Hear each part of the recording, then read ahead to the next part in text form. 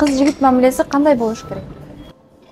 Болбош керек кыз жигит маселеси. Бул шарият жактан, адамгерчилик жактан да карап көрсөк шариятты жөн эле кой, адамгерчилик жактан карасаң да болбойт. Көрүнгөн даракка жаткызып алып өөп жүргөндөр, көрүнгөн көк чөптүн үстүндө өөшүп жүргөндөр силер узакка барбайсыңар. Мен бул жерден баткенче вариантта даңгелин айтып коеюн. Узакка барбайсыңар силер. Алысты көздөбөгүлө. Ал жигит сени эч качан никесине кыйып той кылып бактылуу кылбайт. Ошо кыз сен менен жатып жүрөбү ошентип никеге чейин. Ал кыз сени бактылуу кылбайт.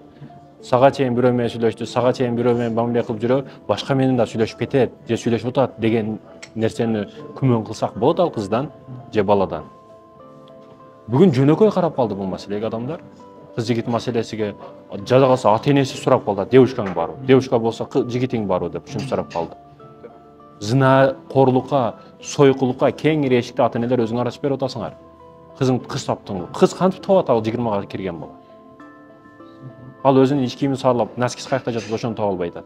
Анан кантип кыз табат ал? Ошондуктан ойлонуш керек, жаштар ойгонушуңар керек. Туура чечимди, кадамды силер коюп атасыңар. Сен падышачылыкты түз, хан сарайды кур, ханыша болом дегендер толтура табылат. Ар бир учурда табылат. Бүгүн жашооңдо результатың жок. Кайсы кыз сага жакындайт? Кайсы кыз сенин алдыңда турат? Кыздар результатка карайт. Ооба, караш керек. Сен бир тууган эжеңди же карындашыңды күйөө балаң сонун болуп, жакшынакай машиналарда сонун жүрүшүн каалайсың. Башкалар да ошондой. Ченемди чектелүү койбошубуз керек. Кенен ойлонгонду билишибиз керек. Кыз жигит маселеси боюнча мен дагы бир айта турган болсом, мисалы сиз исламий жактан көп айттыңыз да. Албетте, конечно, кыз жигит болбош керек депчи. Болбош керек мен деле ошентип ойлойм. Бирок илимий жактан деле караганда, таанышып калганыңа албетте бар биринчи айтасың да, мен сени жактырып калдым депчи. Болсо дагы узак болбош керек деп ойлойм да. Максимум сүйлөшсөң бир ай же 2 ай. 2 айдан кийин обязательно тойдун темасы көтөрүлүш керек ортодочу.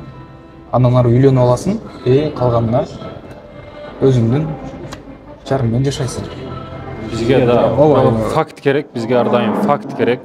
Биз логика менен мындай болсо деген нерсе болбойт. Бизге динибиз ар бир нерсени ачык айкын айтып койгон.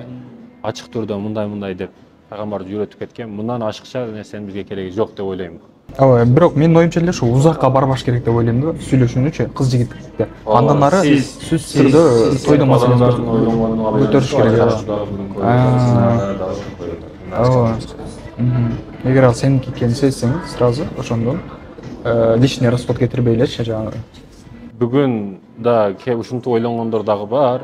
Кудайыма шүгүр, бирок көпчүлүк адамдар бүгүн исламий той кылып, исламий таанышуу кылып, көп нерсе басып жаткан бизди кубандырат. Ооба. Лишний расход кетирбей эле исламский кылып туруп, принцип менен да сразу үйлөнүп кетиш керек. Андан ары жагыначы ашыкча көп мамилени узартпай эле.